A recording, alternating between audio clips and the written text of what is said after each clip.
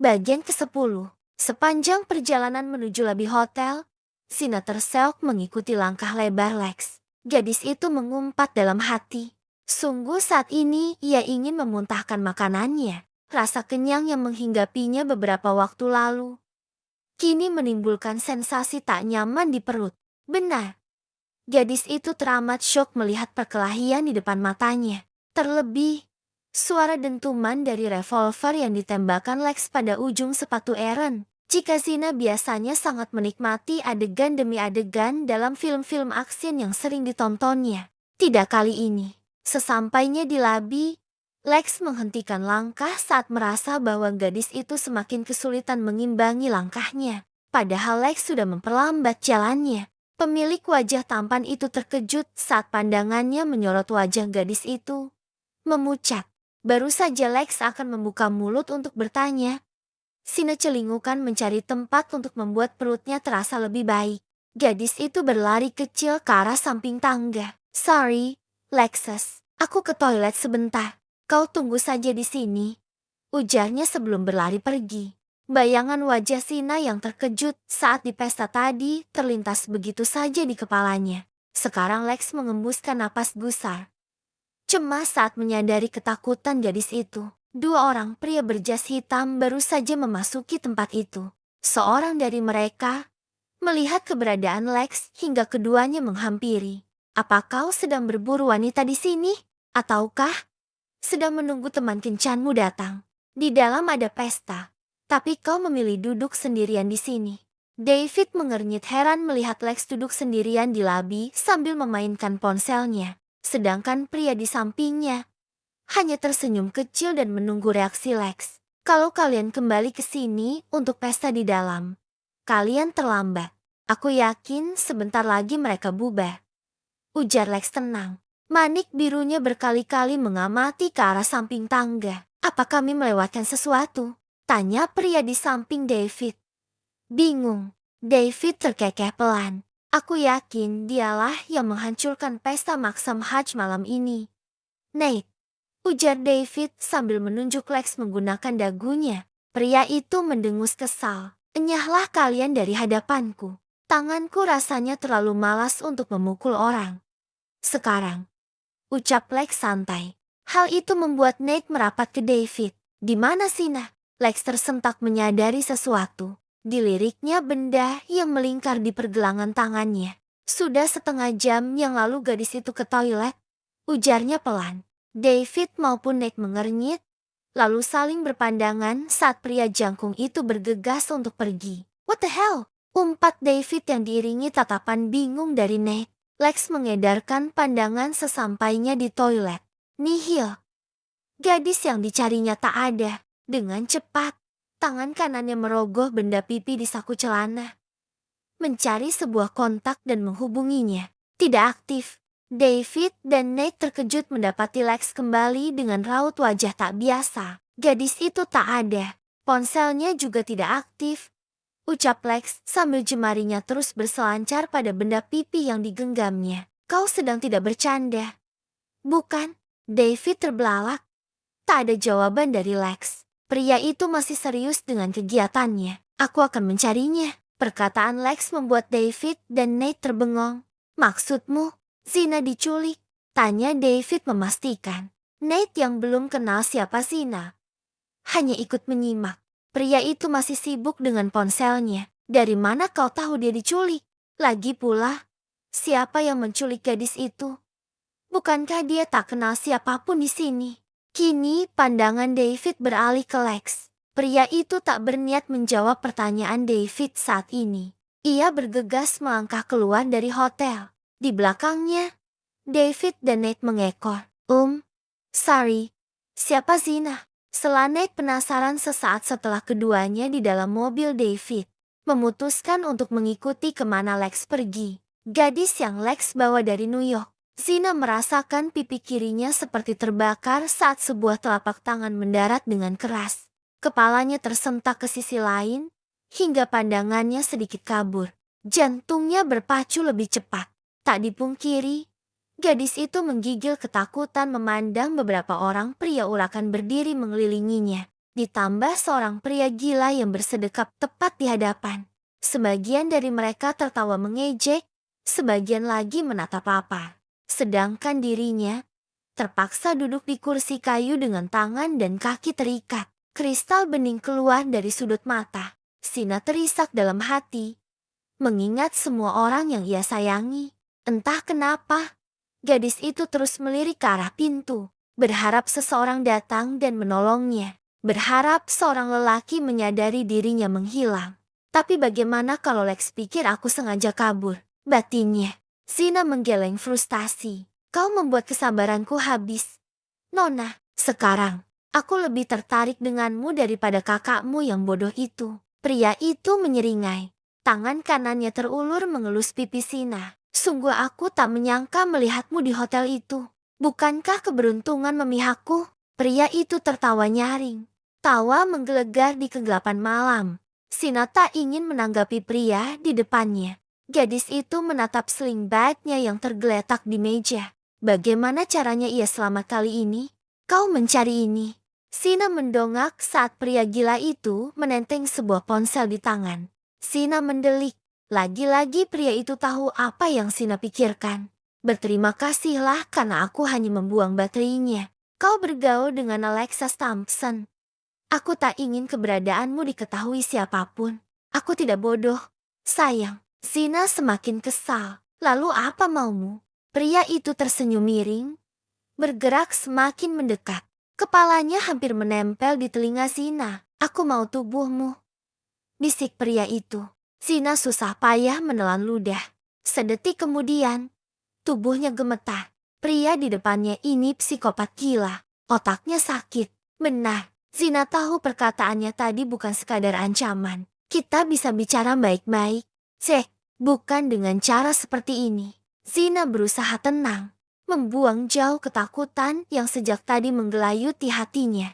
Otaknya dipaksa untuk berpikir, mencari cara agar terbebas dari pria gila. Hahaha, bicara baik-baik. Sayangnya, aku lebih tertarik seperti ini sekarang. Bahkan aku bisa mendapatkan uang sangat banyak dari kakakmu setelah mendapatkan tubuhmu. Pria itu terbahak diikuti suara teman-temannya. Kau gila, pantas saja kakakku pergi darimu. Zack menatap tak suka. Tangannya mencengkeram rahang Sina, membungkam bibir gadis itu dengan bibirnya. Sina tersentak, menggeleng sekuat ia bisa agar terlepas dari lumatan kasar yang menyerangnya. ARGH, gadis sialan. Pria itu berteriak kesakitan saat Sina menggigit bibir bawahnya. Cairan kental berbau anyir keluar dari bibirnya. Zack mengelapnya dengan lengan kemeja yang dipakainya. Saat Sina menatap nyalang, pria itu terkekeh pelan. Dihempaskannya tubuh Sina yang masih terikat di kursi kayu ke lantai. Gadis itu meringis. Kepalanya beradu dengan kerasnya lantai keramik tanpa bisa mengelak. Bertahan, Sina. Kau harus keluar dari tempat sialan ini, batinnya. Gadis itu tak henti-hentinya menyemangati diri sendiri. Zack memberi isyarat agar anak buahnya melepas ikatan Sina. Gadis itu memegangi kepalanya, merasakan sakit tak terkira. Dapat ia rasakan sesuatu merembes di sela-sela rambut. Sina memegangi bagian kepalanya yang sakit. Basah, apakah kepalanya berdarah? Sudah kubilang, jangan membuatku marah. Sina, aku tak segan berbuat kasar padamu. Cepat selesaikan urusanmu. Zack, kami sudah tidak sabar menunggu giliran. Celetuk salah seorang pria. Sina terbelalak.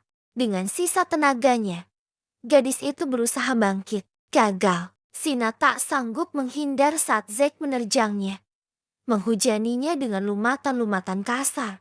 Gadis itu merutuki dirinya karena dress yang dikenakannya sangat terbuka. Zack semakin beringas, mencumbui leher jenjang gadis itu hingga turun ke bagian dadanya yang terbuka. Sina merasa dadanya sesak.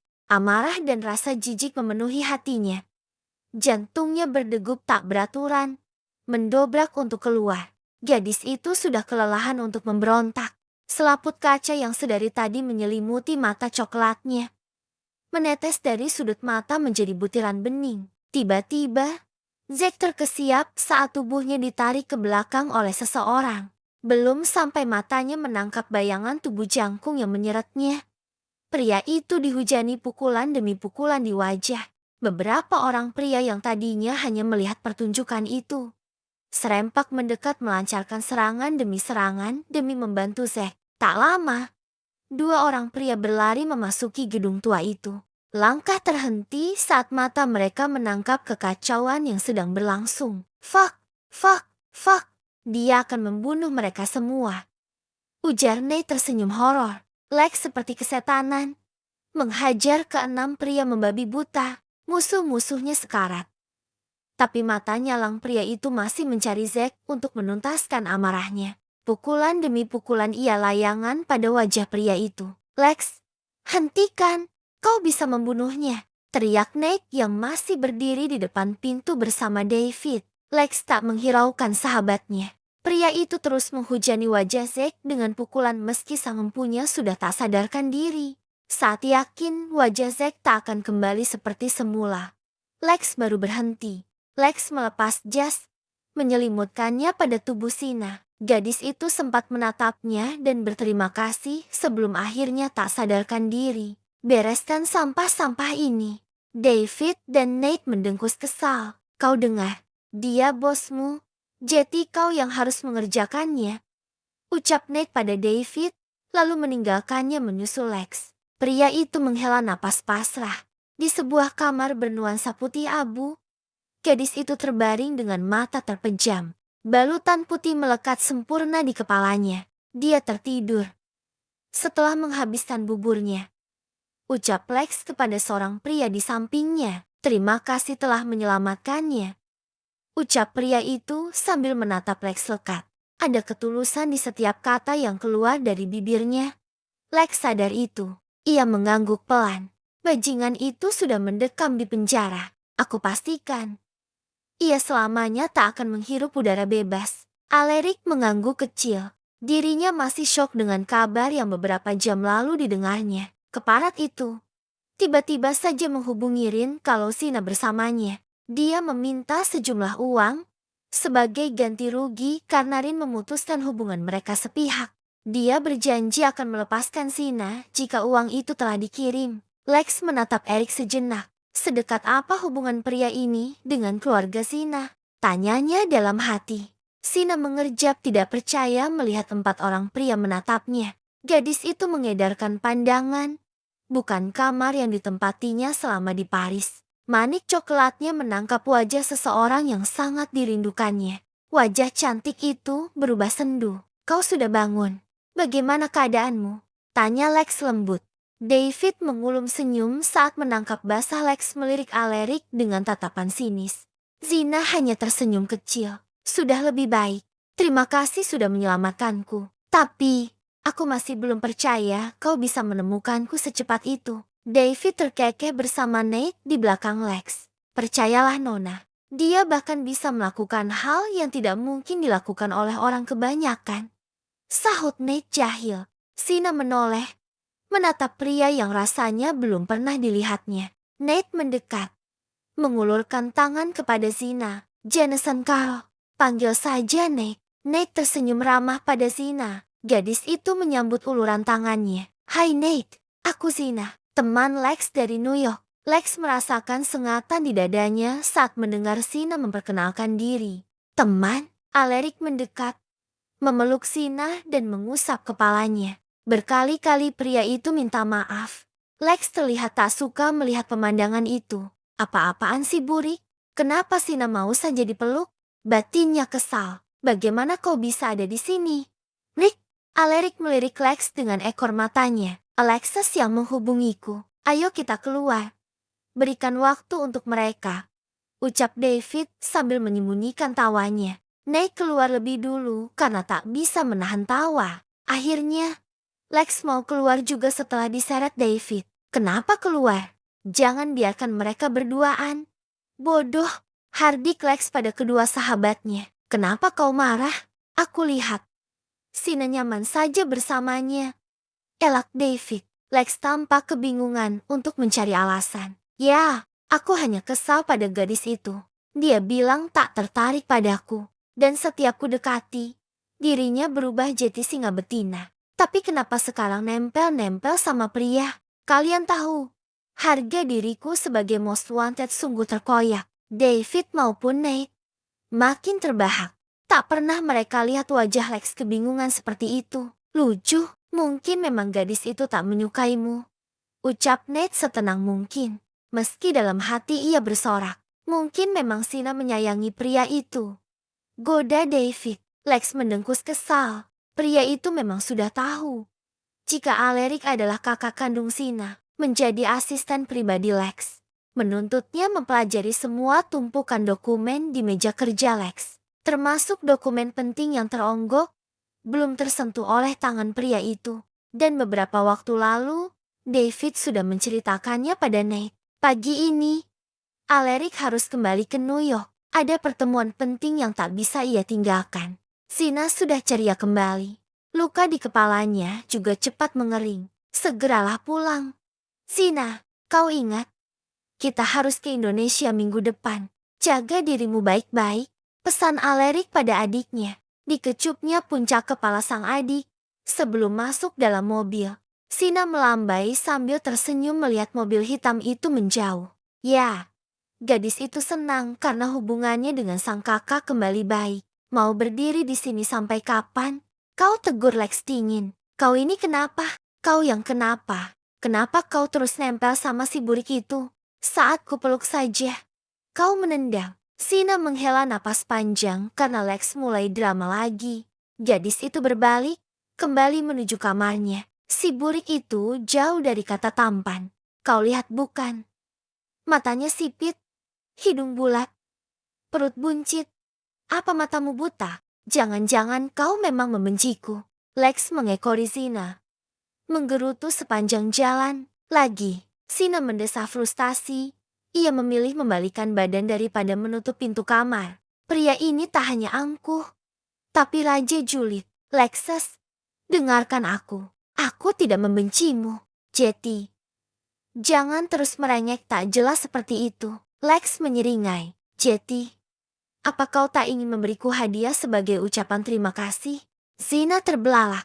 Dia tahu kemana arah pembicaraan pria bodoh di depannya. Belum sempat ia menghindar, Lex meraih pinggang gadis itu, merapatkan tubuh mereka. Dengan jarak sedekat ini, Sina bisa merasakan wangi parfum Lex yang tercampur dengan aroma mint. Gadis itu berusaha keras untuk mendapatkan kewarasannya.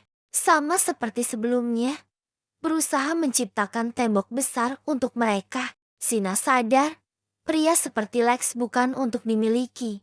Sosok yang tak percaya dengan cinta. Lex terus membauhi tepat di dekat telinga gadis itu, menyusurinya hingga turun ke ceruk leher. Tak ada kecupan, tak ada sentuhan. Jarak yang begitu dekat membuat Sina dapat merasakan embusan napas pria itu di kulitnya. Sina, tinggalkan si burik. Jadilah kekasihku, bisik Lex di sela-sela kegiatannya. Tidak, Lexus, kenapa? Sina menatap lurus, tepat ke dalam manik mata biru itu. Sejenak, gadis itu menggeleng pelan. Kita berbeda. Lex masih memeluk Sina, tak membiarkan gadis itu mengelak. Kenapa? Aku nyaman denganmu, Sina. Bahkan aku baru kali ini ingin memiliki pacar. Ya kau tahu, status. David bilang, wanita membutuhkan status. So, aku ingin kau jadi kekasihku. Sina menunduk. Pria di depannya ini tak mengerti dengan yang diucapkannya. Lexus, kebutuhan pria dan wanita memang berbeda. Dalam sebuah hubungan, pria lebih memberatkan pada urusan seks. Sedangkan wanita, kami lebih mementingkan arti sebuah komitmen. Itu bukan hanya tentang jadilah pacarku. Apalagi penjajah kelamin sepertimu. Sina menghela napas pelan. Kemudian melanjutkan kata-katanya. Jetty, yang harus dipahami adalah bagaimana menyatukan keduanya. Kau tak bisa seenaknya memaksa seseorang untuk jadi pacarmu, terlebih menikahinya. Lex mendengkus. Lagi-lagi gadis itu mengatainya. Aku tak tertarik dengan ikatan konyol seperti itu. Dahinya tertarik, membentuk kerutan-kerutan. Tak mengerti. Pria itu berpikir keras. Tapi Zong, apa otak jeniusku ini tak mampu mengerti? Atau kata-kata Sina yang membingungkan? Batinnya, kau menolakku? Tanya Lex tak percaya. Sina mendongak, menatap wajah Lex kebingungan. Kali ini iya, lagi. Lex mengernyit heran. Kali ini, kalau besok aku coba lagi, kau akan menerimaku? Tanya Lex dengan mata berbinar. Tergantung. Pria itu cemberut. Sina yang menatapnya malah tertawa lebar. Lexus, aku masih tak mengerti. Bagaimana kau bisa tahu aku ada di tempat itu? Tanya gadis itu, mengalihkan pembicaraan. Zina tahu, membahas tentang hubungan dengan pria sejuta pesona ini tak akan ada ujungnya. Yang ada lelah hati. Lex menatap manik coklat terang itu, mengeratkan pelukan. Mengelus kepalanya pelan. Kau ingat permata kecil yang kuberikan untukmu? Sina mengangguk. Itu bukan permata. Di dalamnya ada sesuatu yang terhubung dengan ponselku. Sina membulatkan matanya. Bagaimana kau tahu aku akan mengalami hal buruk itu?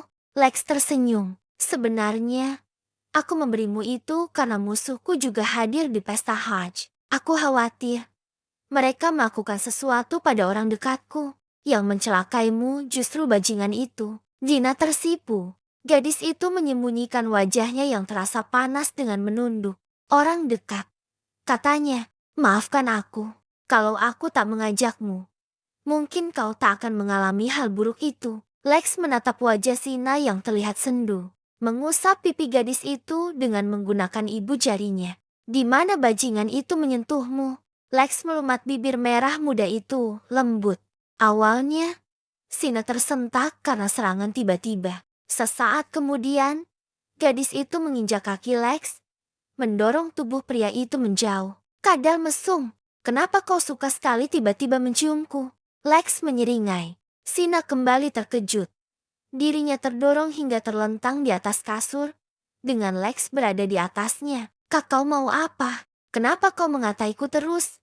Nona, kadal mesum. Dan apa tadi kau bilang? Penjajah kelamin. Memang begitu bukan? Baiklah. Aku akan menjadi seperti yang kau katakan. Lex mengunci Sina di bawah tubuhnya. Gadis itu terus berontak. Tetapi pria itu dengan gesit langsung menangkapnya. Lex melumat bibir Sina, dalam dan basah. Mengecap bibir gadis yang masih terus mencoba untuk berontak. Hentikan Lex. Pria itu menyeringai. Aku memang brengsek. Sina. Lex menggigit bibir bawah Sina. Gadis itu tersentak ingin menjerit. Saat itulah, pria itu mulai memperdalam ciumannya, membelit lidah dan mengecapnya kuat. Tolong hentikan, aku ingin mengakui sesuatu padamu. Lex mendengarkan. Seolah senyum terbit dari bibirnya. Namun, pria itu memilih untuk melanjutkan kegiatannya. Lex melepaskan ciumannya, bergeser hingga di dekat telinga gadis itu, menggigitnya pelan. Lex, lepaskan aku. Sungguh. Sina mulai ketakutan. Ingatannya pada reputasi pria itu dalam urusan dengan wanita tak bisa diremehkan. Apalagi, gadis itu tak pernah berbuat sejauh ini bersama lelaki. Dengan pacarnya dulu pun hanya sebatas kecupan ringan di pipi. Bukan ciuman dalam seperti ini. Aku tak bisa berhenti. Sina, Lex mulai menginvasi leher jenjang gadis itu, mengecapnya kuat, memberi tanda kemerahan yang tak akan hilang dalam beberapa hari. Tanpa aba-aba, sosok rupawan itu melepas kaos putih yang melekat pada tubuhnya, lalu melempar asal. Hal yang tak pernah ia lakukan meskipun sedang bersama para wanitanya. Melepas baju atasnya. Aku minta maaf. Lepaskan aku. Lexus, dimaafkan. Pria itu belum berhenti. Dengan cepat ia tempelkan kembali bibirnya pada bibir Sina. Melumatnya. Sejak seminggu yang lalu, Lex memang merasa ada yang salah dengan dirinya. Setiap pria itu mencoba untuk menuntaskan hasratnya bersama wanita-wanitanya. Mendadak kehilangan selera saat bayangan wajah Sina melintas. Lex menginginkan gadis itu lebih dari keinginannya kepada wanita lain. Aku belum siap. Sina masih berusaha lepas dari kungkungan Lex yang sedang dikuasai birahi. Tangan gadis itu tak sengaja menyentuh punggung Lex, hingga membuat keduanya tersentak. Apa itu? Lex melepaskan ciumannya, lalu terdiam menatap mata bening gadis itu. Ia lupa akan luka lama yang selalu disembunyikannya dari dunia. Bukan apa-apa, Lex hendak bangkit. Tapi kini gadis itu justru menahannya. Apa yang terjadi? Kenapa carut ini bisa ada di sini? Ragu-ragu. Sina kembali meraba permukaan kulit yang kasar itu. Seperti bekas luka bakar sebesar telapak tangan. Lex terkejut. Merutuki diri sendiri dalam hati. Kau tak takut? Tanya pria itu ragu. Sina menggeleng pelan, tanpa berani menatap manik biru yang mampu membius kewarasannya. Lex tersenyum, mengusap-usapkan ibu jarinya di bibir gadis itu. Detik selanjutnya, jarak mereka kembali terhapus. Diakui atau tidak, keduanya merasakan hal yang sama. Cina putus asa. Pria di atasnya kini terlalu sulit untuk dialihkan. Gadis itu mungkin sudah terpikat oleh pesona Lex yang tak terbantahkan. Namun, gadis itu masih belum bisa menerima pria itu. Jika tak ada rasa cinta dalam hati Lex, Sina memikirkan cara untuk menginterupsi agar Lex tidak tenggelam dalam pikirannya sendiri. Lex terkejut karena ciumannya berbalas. Ya, Sina membalas ciuman pria itu. Ia tersenyum kecil sebelum kembali melumat bibir ranum itu. Lagi, Sina melepaskan ciumannya. Pria itu tak keberatan karena berpikir gadis itu perlu bernapas. Lexus, dengarkan aku. Aku ingin mengakui sesuatu. Lex tersenyum, mengecup bibir Sina sesaat. Apa, kau ingin membatalkan penolakanmu? Sina melotot. Pria yang bersamanya ini memang memiliki kelebihan dalam segi fisik dan performa. Sayang, otaknya kejepit. Bukan. Bodoh. Apa kau pernah kehilangan ponselmu? Tanya Sina hati-hati. Gadis itu tak ingin mengambil resiko karena bisa saja Lex meledak-ledak dan memutuskan untuk balas dendam padanya. Lex menatap Sina dengan wajah kebingungan. Pria itu mengingat jelas kalau ia kehilangan ponselnya sebelum mereka bertemu. Dari mana kau tahu? Sina menggigit bibirnya. Tiba-tiba rasa was-was menyergapnya. Gadis itu bimbang. Apakah ia harus jujur atau tidak? Sebenarnya, ponselmu ada padaku. Suasana berubah dalam sekejap mata. Deru laju kereta seolah mewakili perasaan Sina. Gadis bermanik coklat, berontak. Tentu saja, dirinya tidak terima tuduhan-tuduhan konyol yang dilemparkan oleh pria kadal itu. Bagaimanapun, Sina sudah jujur, meminta maaf dan menjelaskan kesalahpahaman itu. Bukan? Sina mendengkus kasar. Pandangannya menembus kaca jendela yang ada di sampingnya, menatap datar pemandangan yang dilewati. Setelah ribut dengan Lex, gadis itu memilih untuk segera pergi dari Paris. Bukankah itu sebuah kesempatan? Kesempatan untuk lepas dari bastard berkepala kadal. Setelah mengemasi barang-barangnya, gadis itu naik taksi menuju stasiun Gare Montparnasse. Saat tiba di stasiun itu, Sina teringat sebuah film yang beberapa kali ia tonton bersama ayahnya. Film berlatar tempat di stasiun yang sama. Dulu, kakeknya juga berulang kali bercerita tentang kisah kelam stasiun Gare Montparnasse setiap mereka menginjakan kaki di sana. Peristiwa kecelakaan pada tahun 1895, sebuah kereta uap mengalami malfungsi rem dan menabrak pembatas ujung rel. Kereta itu keluar jalur, menjebol tembok setebal 60 cm, dan lokomotif kereta itu jatuh menggantung keluar stasiun. Yang mana jalur kereta berada di lantai 2. Mungkin film Hugo-nya Martin Scorsese itu terinspirasi dari kisah itu. Gumamnya, disinilah ia berada. Di dalam kereta peluru TGV tujuan Barat da Prancis, kota kelahiran ayahnya. Gadis cantik itu melirik penunjuk waktu yang melingkar di pergelangan tangannya. Baru setengah jam perjalanan. Perjalanan masih 2 jam lagi. Bibir gadis itu mengerucut. Semakin kesal saat teringat Lex yang dengan angkuhnya menghakimi tanpa mencerna penjelasan yang diberikan. Tak lama, Sina memutuskan untuk tidur. Gadis itu mengedarkan pandangan, takjub. Akhirnya ia kembali menginjakan kaki di kota penuh kenangan. Senyum mereka di bibir merahnya. Sungguh Sina sangat merindukan kota ini. Bordeaux, sebuah kota pelabuhan sebelah barat da Prancis. Kota penghasil wine utama di dunia sejak abad ke-8. Sepanjang jalan, Mata dimanjakan dengan bangunan-bangunan tua yang berdiri kokoh. Sentuhan seni sangat terlihat di sana. Bahkan mungkin usia bangunan itu berkali-kali lipat lebih tua dari usia Sina. Waktu tak menjadikannya usang dan terbengkalai. Mungkin karena itulah kota ini memiliki julukan The City of Art and History.